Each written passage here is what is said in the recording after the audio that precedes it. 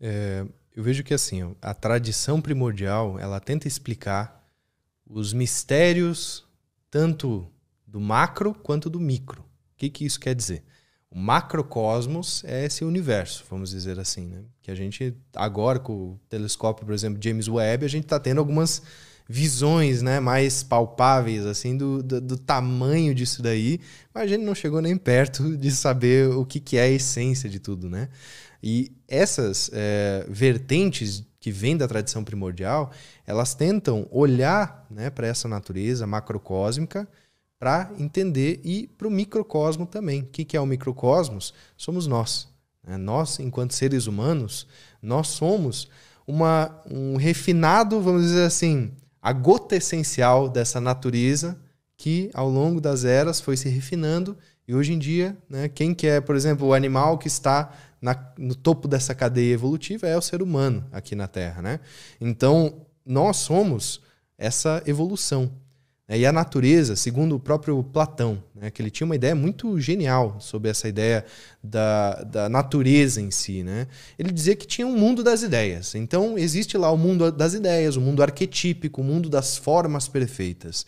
Esse mundo ele é copiado, ou a natureza tenta copiar esse mundo para se formar. Então, a natureza, aí entra planetas, galáxias, universos, entra uma árvore, entra uma floresta, entra os habitantes, né, os animais e tudo mais. Então, a natureza tenta copiar esse mundo perfeito, sabe? Só que ela não consegue. Por isso, existe evolução. Evolução pressupõe imperfeição, mas pressupõe também a vontade de buscar a perfeição. É por isso que existe a evolução das coisas. Então, nós, enquanto criaturas, né, nós somos de dupla natureza. Então, nós somos mortais e imortais. Mortais enquanto corpo natural e imortais enquanto alma, né? Que transpassa esse corpo físico, vamos dizer assim.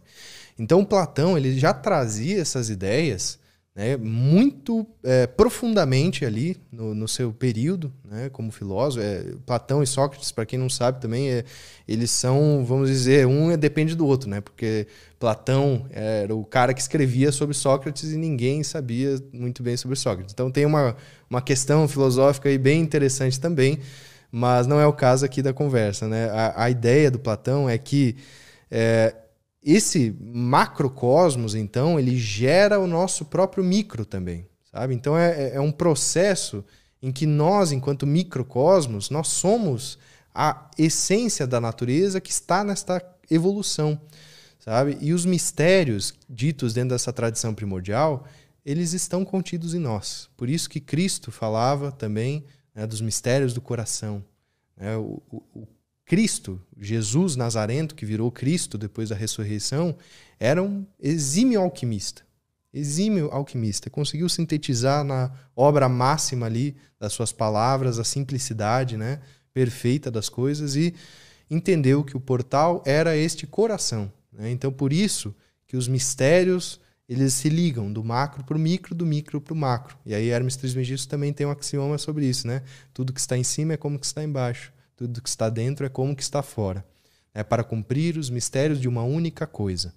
O que é essa única coisa? É justamente essa matéria-prima, essa essência que é intocável, que o Platão trouxe como a ideia arquetípica, perfeita, que a gente tenta chegar, né, mas não consegue. Sabe? Então, existe essa questão evolutiva, essa questão dos mistérios maiores, dos mistérios menores, daquilo que está no macro, daquilo que está no micro, sabe? E nessa ressonância de observar a natureza. Né? Primordialmente, o hermetismo, as filosofias, né, tradicionais, vamos dizer assim, elas buscam observar a natureza. É na natureza que a gente consegue enxergar ter esse vislumbre, né, de sabedorias e aí entender esses mistérios, de fato, sabe? Então a natureza, não digo só externa, mas a nossa natureza interna também. Essa é profunda a nossa natureza interna, sabe? É como se existisse já uma sabedoria, um jeito que as coisas funcionam e a gente está tentando descobrir isso, né? A perfeição. É algo assim? a sabedoria em si, acredita-se que ela, né, já está aí. A gente que tem que perceber ela. Então as coisas, elas já estão, elas já acontecem. Existem planos que a gente não vê, que o nosso espectro de cores, que o nosso olho capta, né, existe o infravermelho e o ultravioleta. Então são as cores para além do nosso espectro aqui. Nossos ouvidos, né, a gente consegue escutar de 20 a 20 mil hertz. Né? Então tem limitações nos nossos sentidos. Mas será que as limitações nossas são as limitações do universo? Acredito que não, né? Então as frequências já existem. Sabe? Essas vibrações, essas ressonâncias, elas já estão aí. Só que a gente não consegue perceber. Um exemplo claro disso é, por exemplo, você liga o micro-ondas. Você enxerga os raios do micro-ondas esquentando a comida? Não enxerga, porque eles estão numa frequência, num espectro que o nosso olho não capta. Raio-x também, você não enxerga as ondas, né, de raio gama, se eu não me engano, raio-x e tudo mais. Né? Então, tudo isso são ondas. O Wi-Fi, tudo isso existe, a gente não consegue perceber, sabe? Então, isso é um exemplo. A tecnologia, né, ela tenta também imitar esses processos, vamos dizer, da natureza, e através dessa imitação, como o Platão já nos disse, né, a gente vai tentar imitar, a gente vai desenvolver tecnologias. Hoje em dia nós temos uma base tecnológica, que é o silício, por exemplo. O silício tem 4 ligações químicas, o carbono também. Né? Qual que é a base da vida? Carbono. Então, a nossa base de vida é uma base quaternária. A base da nossa tecnologia atual também tem essa mesma base. Sabe? Então a gente tenta imitar, de certa forma, manipular elementos, compostos químicos para fazer ali um organismo que vai cumprir alguma atividade específica. Então, né, nós também temos essa questão de imitar, evoluir, né, aperfeiçoar e cada vez... Isso me fascina, assim, do ser humano ser esse ser criador, assim, de criar coisas. Porque, sei lá, um rato não faz isso, né? Ele não quer criar, melhorar habilidades e fazer as coisas saírem do nada, né? Isso é interessante, e aí entra naquilo que eu tinha falado antes, que a gente tem dupla natureza, uma natureza mortal e uma imortal. Né? E aí entra um pouco dessa ideia de que, cara, que animal que vai fazer alguma coisa sem uma recompensa imediata? Só o ser humano para fazer isso, sabe? Porque não tem assim um animal, seja mamífero, seja o que for, sabe, que vai executar uma tarefa para ter uma recompensa futura que pode nem vir. Sabe? É tipo nós, assim, a gente tá trabalhando, tá estudando, né, tá indo atrás de algo que é impalpável pela fé, bem dizer. É porque a gente acredita no resultado que aquilo vai ter. Então, essa é uma característica que ela é muito única da nossa raça, vamos dizer, enquanto seres humanos, sabe? E isso nos diferencia muito. Aí entra todo o aspecto da vontade. A vontade é a chave, vamos dizer, a porta para que a gente entre nesses mistérios, sabe? Porque a vontade, ela difere do desejo. O desejo é animal. O desejo de procriar, desejo de sobreviver, de ter um abrigo, de ter comida, de ter água limpa, de ter pertencimento social. Tudo isso são desejos animais, né?